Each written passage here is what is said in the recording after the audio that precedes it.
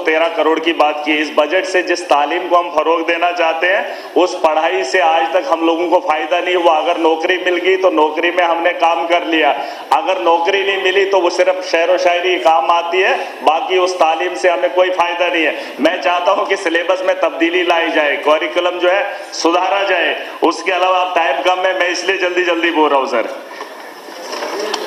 हम चाहते हैं कि अपग्रेड स्कूल होने चाहिए। जो प्राइमरी है वो अभी तक प्राइमरी है, अपग्रेड करना बड़ा जरूरी है। गांव अब शहर में तब्दील हो गए हैं, आबादी बहुत बड़ी है सर, उसके बारे में सोचा जाना चाहिए।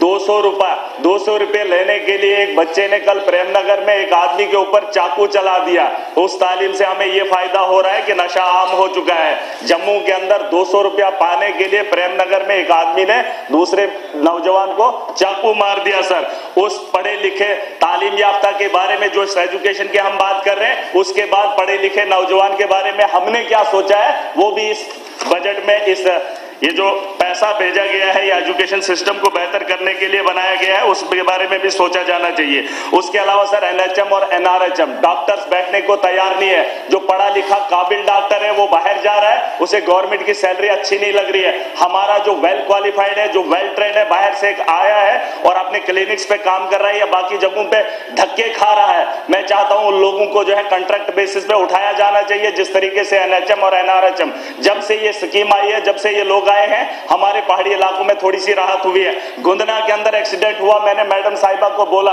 चिट्ठी लिखी, वहां पे एक्सीडेंट हुआ, रात 5 बजे का गालबन वाकया था, डॉक्टर वहां पे तैनात नहीं था। फिर जब हंगामा हुआ तो 15 लोगों के ऊपर एफआईआर लगाई गई। जब डॉक्टर वहां पर बैठते नहीं है तो एडमिनिस्ट्रेशन कार्रवाई करती है। जब लोग हंगामा करते हैं उनके खिलाफ तो लोगों के खिलाफ कार्रवाई होती है, डॉक्टर के खिलाफ नहीं। मैं बोलना चाहता हूं कि अगर वो वहां पर नहीं बैठेंगे तो उनके खिलाफ कार्रवाई कौन करेगा। मैंने मैडम को ऑलरेडी चिट्ठी लिखी है।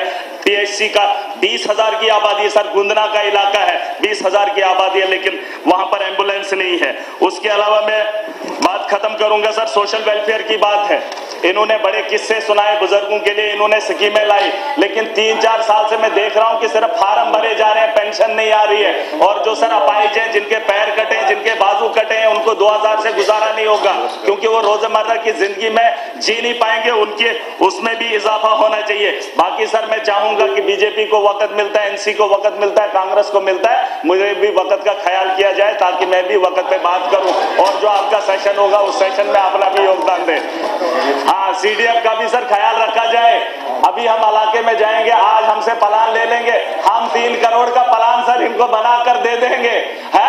तो अगर हम इलाके में किसी वारदात को देखते हैं, हमारे यहाँ घरों के घर जल गए, लेकिन ऑन स्पॉट हम अगर उनको रिलीफ नहीं दे पाएंगे तो हम किसके एमएलए हैं, हम कौन लोग हैं। हम चाहते हैं कि वक्त पर हम वहां पर जाएं और जिन लोगों को जरूरत होगी हम अपने फंड में से वक्ती तौर उनकी जो है इमदाद कर पाए। लेकिन जिस तरह से यहाँ पर हमारे इकोनॉमिकल लोग बैठे हैं, यहाँ पर जो पॉलिसी मेकर्स हैं सर, और इसके अलावा मैं चाहता हूं कि डिस्ट्रिक्ट लेवल की पोस्टें जो है वहां पर जो है फरोग दिया जाना चाहिए। और जो पॉलिसी मेकर है उनको भी बताना चाहूंगा कि 3 करोड़ जो अपनी मर्जी से आप मनमानी कर रहे हैं, क्या हो उसके अंदर धांधली हो।